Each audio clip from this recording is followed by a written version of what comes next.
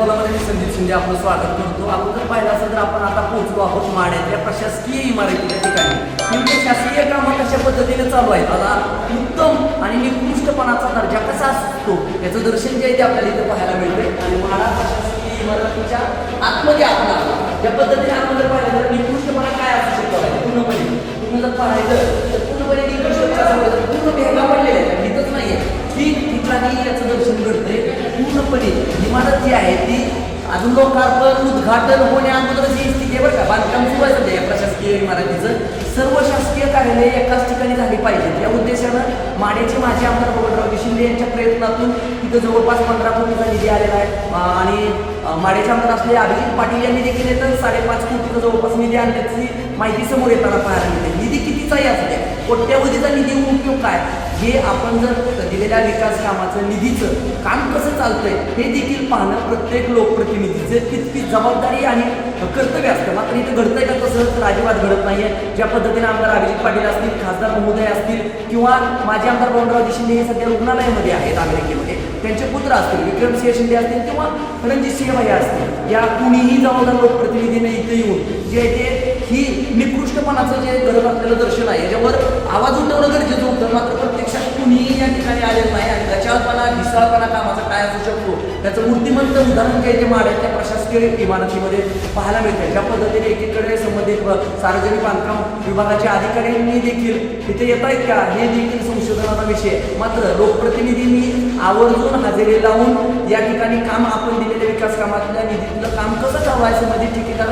खातूर तर करत नाही ना याची देखील पाहणी करणं गरजेचं असतं. मात्र प्रत्यक्षात घडतंय का तसं तर नाही. आपण जर पाहिलं तर ठिकठिकाणी आता सध्या प्रशासकीय इमारतीमध्येच आहे आणि अवस्था पूर्णपणे काम चालू आहे. मात्र यावर काही अंकुश नाही आहे. आणि अशी गंभीर परिस्थिती जर असेल तर पूर्णपणे जे आहे ठिकठिकाणी जे आहे ते दिसून येतोय आणि त्यांच्या उत्पन्नाचा कंट्रोल नाही का आता प्रश्न आणि मित्रांना आणि मग पाणी आणि अशी गंभीर परिस्थिती जर या ठिकाणी होत असेल आणि लोकप्रतिनिधी जर याकडे दुर्लक्ष होत असेल तर पूर्णपणे हातून मातून जी आहे ती पूर्णपणे जो आहे ते ढिसाळपणा आपल्याला पाहायला मिळतो. त्या सामाजिक कार्यकर्ते देखील जोडले गेले असते. काय वस्तुस्थिती आहे पाणी केली आज मी दररोज आम्ही जिमला जातो, जिल्हा परिषदमध्ये मैदानावर जात असताना मी बांधकाम एका हप्ता झाला तर तुम्ही मग शूटिंग घेतली त्याच्यात तुम्ही पाहिलं असं की त्यांनी स्वतःहून सांगितले की जे लेबर आहे त्यांनी सांगितले की पाणी मारत नाही. काय लेबरची तुम्ही इथं चर्चा पण केली की काय म्हणजे पाणी मारत नाही. आज बांधकामाला पूर्ण तडा जाते.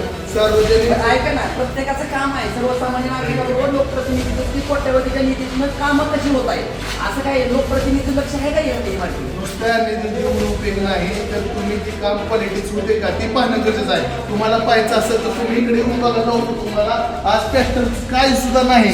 आज तिथं नुसतं तिथं या तुम्हाला तर दिसतं बघा इकडे जाऊ तुम्हाला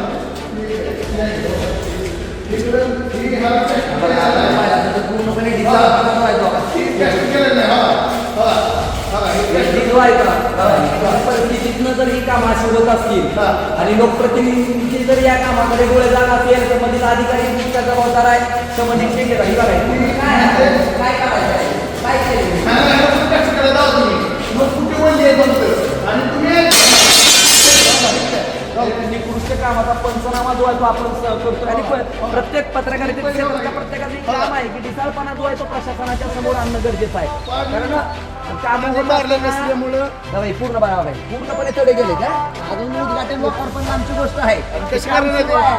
आणि किती वर्ष आणि 1-1.5 वर्षातच ही अवस्था आहे. आणि बरेच कॉन्ट्रॅक्टर उद्या ही 5 वर्षांनी हे इमारतीची अवस्था काय असेल उद्या ह्याच्या दुर्घटना झाली तर जबाबदार कोण? कर्मचारी देखील दबक्या आवाजामध्ये नाव न सांगण्याच्या अटीवर देखील सांगताना पाहायला मिळतं की आम्ही आल्यापासून पाणीच मारलेलं नाही. तर ही वस्तुस्थिती आहे. ज्या पद्धतीने सर्वसामान्य नागरिक असतील नागरिकांनी देखील आता आवाज उठवणं गरजेचं आहे. कारण लोकप्रतिनिधींचे जर डोळे झाकलेले असतील तर सर्व लोकशाहीचा प्रत्येक घटकातल्या व्यक्तीने असतील किंवा संबंधित सर्वांनी त्याच्यावर आवाज उठवणं गरजेचं आहे. आणि त्याच आवाजाच्या ज्यात प्रतिकार करणं गरजेचं आहे. त्याच प्रतिकारतेच्या क्षमतेनं आम्ही आज हा विषय आपल्यासमोर मांडतोय. त्यामुळे आता तरी सार्वजनिक बांधकाम विभागाच्या अधिकाऱ्यांना आणि लोकप्रतिनिधींना सर्वच लोकप्रतिनिधी याचा त्याचा कुणाचा नाही, सर्वच लोकप्रतिनिधी आहेत की याला जबाबदार आहेत आणि निकृष्टपणाचा आदर्श नमुना जो आहे तो माड्यातल्या प्रशासकीय इमारतीची पाहणी केल्यानंतर समोर आला. एकदा त्यामुळं सुद्धा पत्रकार बघा, हे पूर्णपणे म्हणजे एक नाही अशा अशा आम्ही ठिकठिकाणी ठिकठिकाणी बरं का करून बघा, हा, म्हणजे बघा. पूर्णपणे अवस्था जी आहे ना पूर्ण सगळीकडे बांधकाम फकलेलं आहे. एक नव्हे तर शेकडो जे आहेत त्या इथं या इमारतीला भेगा पडलेल्या आहेत आणि निकृष्टपणाचं दर्शन कुठं तर प्लॅस्टर झालेलं नाही, पाणी मिळालं नसल्यामुळे इयर पकडलेला आहे आणि इमारत पूर्णपणे जे आहे ते ढिसाळपणाचं आदर्श नमुना या ठिकाणी माड्यातल्या प्रशासकीय इमारतीला पाहायला मिळतो. त्यामुळं सुबुद्धी लोकप्रतिनिधीसह सार्वजनिक बांधकाम विभागाचा अधिकारी संबंधित ठेकेदाराला यावी अशीच अपेक्षा आणि या विरोधात देखील आता आवाज उठवल्याशिवाय जनता जी आहे ती आता शांत बसण्याची स्थिती जी आहे ती निर्माण झाली तर पाहायला मिळते. माझा कॅमेरा पर्सन अक्षयसह मी संदीप शिंदे, ऑनलाईन रिपोर्टसाठी माडा.